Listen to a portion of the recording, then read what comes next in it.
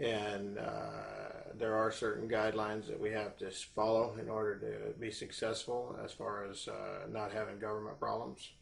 There's always some government issues, but we want to keep them to a minimum, and therefore we must endeavor to follow certain guidelines that have been presented to us.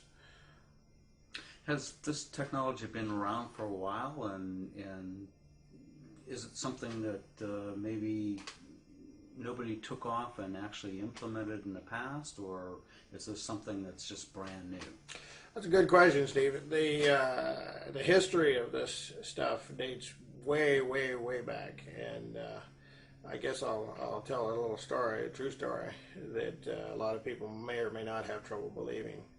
But gravity motors is one particular type of free energy device that has been around for literally thousands of years. As you know, I've been ministering in 14 different countries in my life, and one of them, back about 10 years ago or so, was China. And I was invited to take a tour of one of the ancient temples, what they call the temple. And actually, when I was in there, I was pretty sure the lower parts of that temple were a scientific lab. I've been in enough labs. We've had enough labs. We've had over 30 labs since I started. And I immediately recognized several of the ancient trinkets that they had sitting on the tables and hanging around, that this was some sort of scientific lab. And one of the drawings on the wall represented a gravity motor. It was as clear as day as to me, because we built probably close to 1,000 gravity motors now, and not all of them have worked, but we've had 11 different models self-turning. But of those 11, the one on the wall looked a lot like one of the 11. I'll put it that way. And I immediately asked the tour guide, who spoke English, what this represented on the wall, and she said it was an ancient depiction of the yin-yang symbol. Isn't that the symbol of balance? Yeah, the symbol of balance, and that's of course what she explained. But it didn't look much like the yin-yang symbol. It looked there was definitely parts. Definitely, you could see motion by the arrows, and there was writing there as well on that wall, right next on both sides of this big circle. The circle was about 4 or 5 feet in diameter. Was the writing in English? No, of course it was. I asked the lady what sort of writing it was, and she said it's ancient Chinese. This temple supposedly dated back 5,000 years, is what she said. And I asked her if anybody here could read it. There was about 6 or 8 people with us in the tour, and of course nobody could read it. But they don't know what it says. Basically, they said it's a lost language. That particular language, nobody knows exactly what it says. But I would guess that it was explaining that it's a gravity motor, and I have seen writing since then from the Chinese, even on the yin-yang symbol. I think the yin-yang symbol was relating to gravity motors, because it talks about balance and it talks about perpetual turning and so on in some of the writings with the yin-yang symbol. So I think even that was a short version of that motor, just like we draw a little arrow with a line for it for a diode. They had a circle with an S through it, basically, representing gravity motors, and it came to be a religious icon after a certain number of years, and so on. But I think originally, I'm sure originally it referred to the gravity motor. Were there others in history that had knowledge of this type of technology in the past that maybe never got to the market? Yeah, I'm sure moving forward in time, I'm sure there's been many discoveries and rediscoveries of these type of technologies.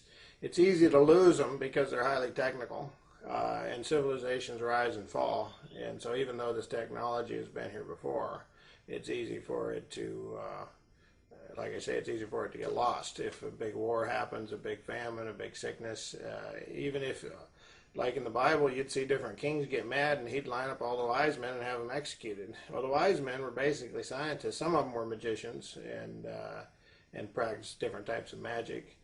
You could say Wiccans and so on and so forth. It probably would be an equivalent today. But the king would execute all the wise men. Of course, that when he gets mad at them, and for some reason, and of course that would really set back science and endeavor, and people wouldn't know how anything worked and so on, because all the guys that built those things are dead, and they'd execute the families as well. So even the children that might have learned a few things from their dad, they'd get executed as well. And so that really has a way of setting things back. Plus, one kingdom would take over another kingdom, and that would set things back. Plus, the kings themselves a lot of times wanted to keep the best stuff secret, and so they would make sure only a few people knew it. And then if those people wind up dying, that would set things back.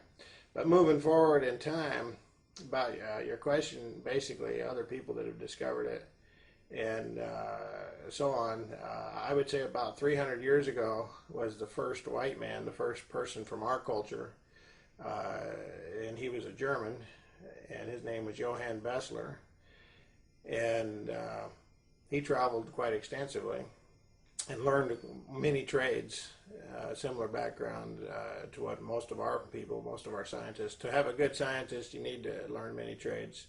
You need to travel extensively. It helps you get well-rounded and realize what the world's all about. Johann Bessler worked for 5 or 6 years to build a gravity motor and finally succeeded.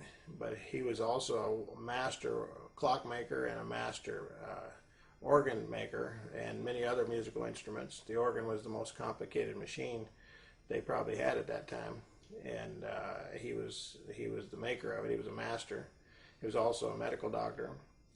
And the man eventually figured out how to make a gravity motor, and he demonstrated it for most of his life, and finally wound up dying at 60 some years old. And basically the machine was lost to mankind because he never could sell it. He tried to sell it for many years and never really got a buyer.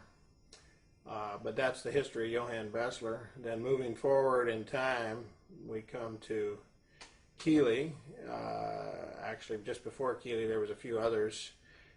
We had,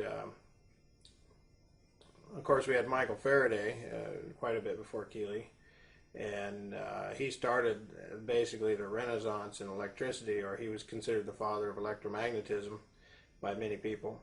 Before him, just before him, was Benjamin Franklin.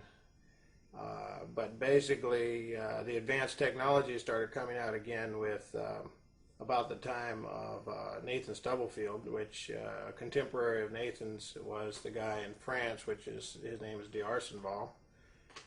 I don't remember his first name, but D'Arsenval was in France, and he built a number of energy devices that would produce extra energy, electrical energy devices, quantum energy devices, if you want to call it that.